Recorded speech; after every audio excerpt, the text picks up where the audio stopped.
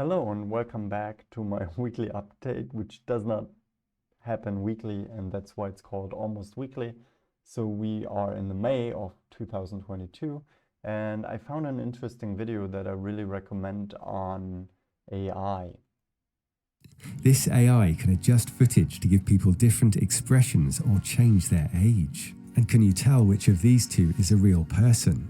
AI can create faces so realistic that people can rarely tell the difference. Yeah, so AI can now create faces on its own. It can manage the whole factory of Tesla. It can actually understand jokes that I don't even understand. So AI has made leaps, quantum leaps, which are very small, but I would say they are very big, quantum leaps in its understanding. And I know that several months ago, I introduced GPT-3, and the advancements in that technology are amazing. And I mean, see, they have like these people talking now that are generated by a computer, and they actually produce meaningful texts. So the question is, how long are we still necessary? And I mean, look at this. This is AI generated. It can generate pictures from descriptions we give to the AI. We can say two teddy bears doing that and that. And here the inventors actually prohibited to use it with humans, but it could also be done with humans if it's done in that way, right? And it can combine anything and produce any picture. And also the art is so advanced in the meantime. And I just made a summary here of the video. So yeah, it can generate realistic images of humans, can understand jokes, it can create images from descriptions, it can change images according to your descriptions, right? Let's say you have a picture of Hegel and you say, well, give Hegel cool sunglasses. He will have cool sunglasses. That's all amazing, right? So AI is now better than humans and can create millions of art pieces in seconds.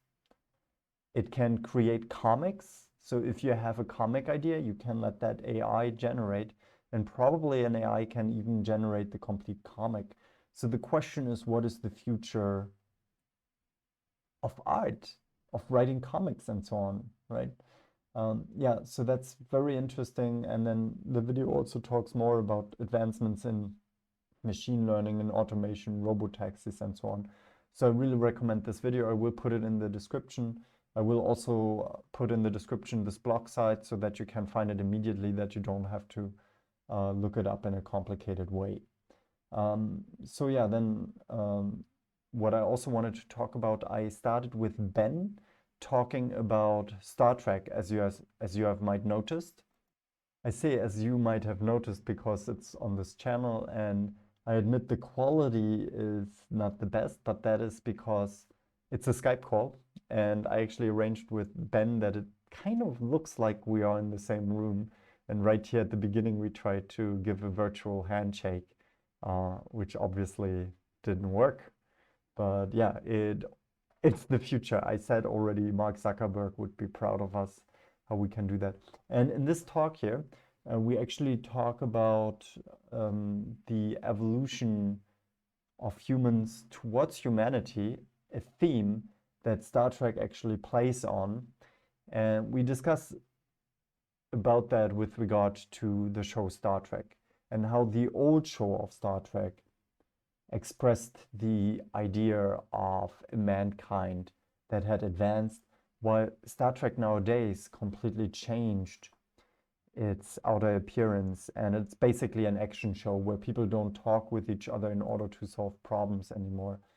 They basically are just the plot devices to bring the story from one action scene to another. And if we gain control of our systems remotely. And here's a good satirical clip on that issue, and they actually watched the new show Discovery on the Starship Enterprise.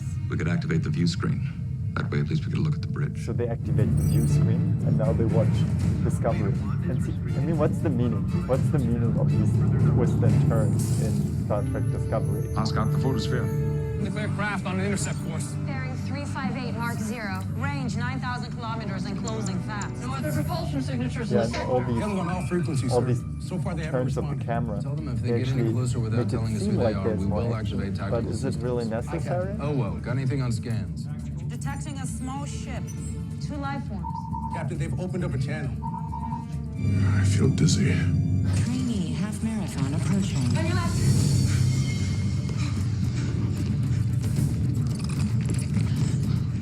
So it's a good cut together with an interesting ending. You can watch it also on my channel. It's a good idea. It's a good idea of how they contrast the old Star Trek Next Generation with the new Star Trek Discovery. And I'm not a big fan of it because there's almost no philosophical element anymore, except that they utilize philosophical ideas to promote more action and to reach more viewers.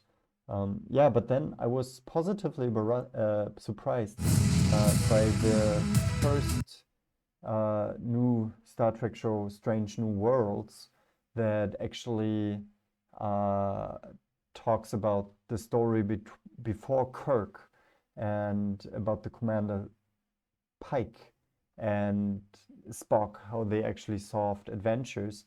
And Pike was also part of the original Star Trek show, but it was kind of a horror show, so he was like strongly disabled, a disabled person. I don't know how you say that politically correct right now. Forgive me if I say that wrong.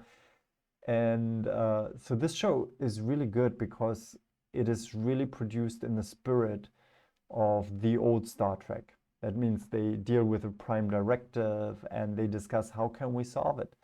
It's not the action that is primary, but the question of how do people communicatively deal with difficult situations where they grasp themselves as a more advanced civilization, which is a difficult question of how to do that. Yeah, and in that regard, I also found an interesting show which is called Bible Man. And this is hilarious. I mean, have a look at this. So we have to wait a moment until it starts.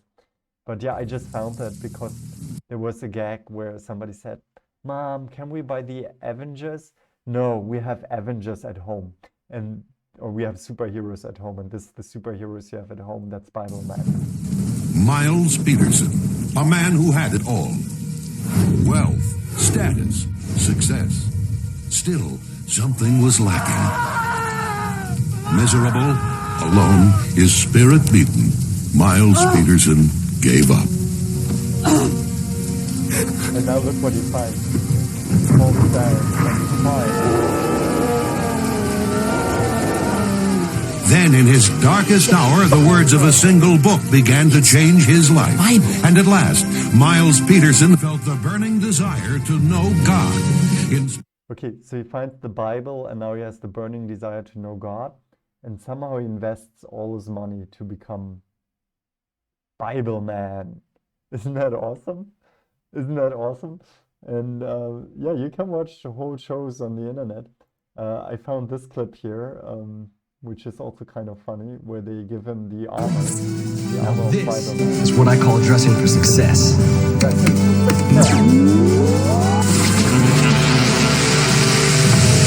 Waist belt of truth. Waist belt of truth. Breastplate of righteousness. Breastplate of righteousness. So they all have like these Shoes of peace. I've got this general Shield of faith. Wonder what that feels like. Helmet of salvation. Helmet of salvation. Okay. Does Bible Man look awesome? Armor sequence complete. But see, you think the show is completely dumb, but then they use some kind of self-irony, which makes it a tiny bit less cringy. And the sword of the Spirit. Cypher, do I look okay to you? Yeah, you look like a superhero, which is what you are. Why? Oh, no reason. Eunice, I'll take the tunnel. Okay, so have a look at that show. It's hilarious. It's hilarious how bad it is. Okay, last thing for tonight. Of course, I have another channel again. It's called Assisted Reading, and there I just want to read. I noticed here when I try to produce these videos where I read, I try to make it too well, and I don't have the time or the motivation, and then I end up nothing. And here I just read. I just read and say what I think. That we had, and there's no continuation. So, and I talk here particularly in this episode about Badiou. I will read the text of Badiou together with you. I will point out what I think is important. Point, however, is that I don't necessarily understand Badiou, so I hope that we can read it together. And if you're interested in any texts, I feel it's a good idea to read it like that way together. And I also created this site on Badiou, his idea of the event. An event is a cut, an unpredictable source of truth. It has the true nature, or it breaks with the nature of the cave. It introduces new ideas that make us understand the world in a different way. And everybody gets an event when you read Badiou. And then I also linked once here this art documentary, which I can recommend. And I also linked this interview in German TV. It has English subtitles, but I recommend you, I mean, this is a good show. It's called Ce que j'appelle un Sternstunde événement est quelque chose de fort, de plus violent. Star Hours of Philosophy, and I think the journalists are quite good in interviewing. Okay, that's it. So if you go to my blog, you can also subscribe to the newsletter, where you also have another source of following my channel. You can also have a look at the blog in general. You can find a neat About Me page, but it's what I perceive philosophy in a more aesthetic sense. It's not so much about arguing, than more about telling a story that tells something where the question is not whether it's true or false, but where it somehow reveals our existential situation. And this is also how I talk about philosophy. So if you want to read that, I would be happy. For the rest, I can just say thank you for watching so far. If you like this, then and you want more news, then like, share, and subscribe. And just to say, this channel is supposed to talk about subjects that concern our future. And in that spirit, I also try to do the updates. But you see, in the updates, I also bring like some events that are just silly, like Bible Man or something from the circuits of pop culture. So thank you very much for watching. Live long and prosper.